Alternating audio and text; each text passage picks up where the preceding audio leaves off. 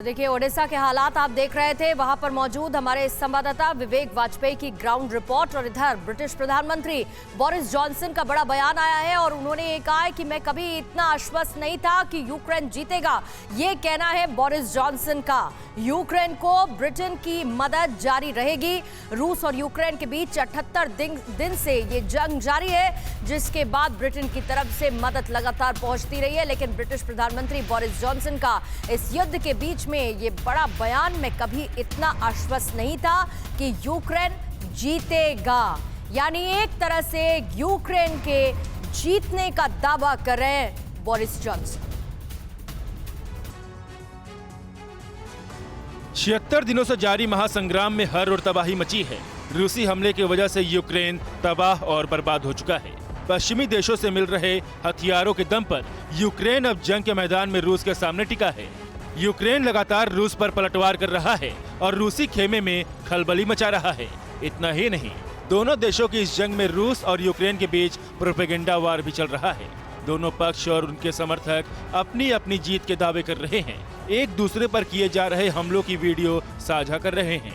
इस बीच ब्रिटेन के प्रधानमंत्री बोरिस जॉनसन ने कहा कि Ukraine will be free and a sovereign Ukraine will rise again and Britain will be with you for as long as it takes.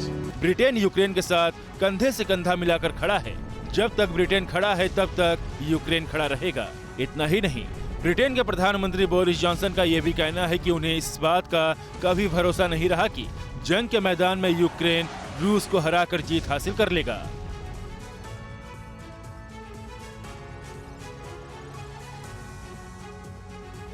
तो आपको लगातार हम ओडिशा के हालात की ग्राउंड रिपोर्ट बता रहे हैं, किस तरीके से पोर्ट सिटी होने की वजह से रशिया लगातार ओडिशा को टारगेट कर रहा है। ओडिशा के हालात की ग्राउंड रिपोर्ट बता रहे हैं हमारे सहयोगी विवेक वाजपेयी। आप भी देखिए।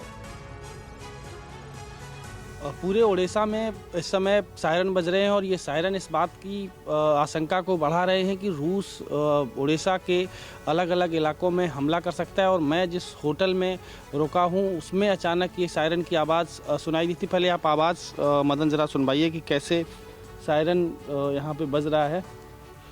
और इस बात को लेकर पूरे ओडिशा के लोगों को आगाह किया जा रहा है कि किसी भी वक्त रूस यहाँ पे हमला कर सकता है। इसीलिए जो लोग घर के बाहर हैं वो तुरंत घर में पहुँचें। सुरक्षित जगह जो हो सकती है घर में, जैसे कोई शेल्टर अगर घर में किसी ने बनाया है तो वो उसमें छिप जाएं। और जो लोग होटल में रहते हैं, होटल में ठहरे हुए हैं, उनको भी सुरक्षित जगह पे जाना होगा। सायरन की आवाज़ आप सुन रहे होंगे और सन्नाटा भी देख रहे होंगे कि कैसे जो ओडिशा में है पूरा सन्नाटा पसरा हुआ है।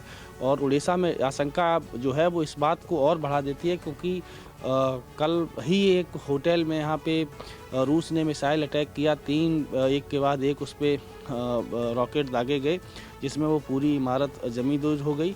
और ये आशंका इसी वजह से है कि लोगों को ये आगाह किया जा रहा है कि तुरंत वो सुरक्षित ठिकाने पे पहुँचें और लोगों को इस बात का समय मिल जाए कि अगर कोई हमला होता है रूस की तरफ से तो वो उससे सुरक्षित जगह पे पहुँच सकें।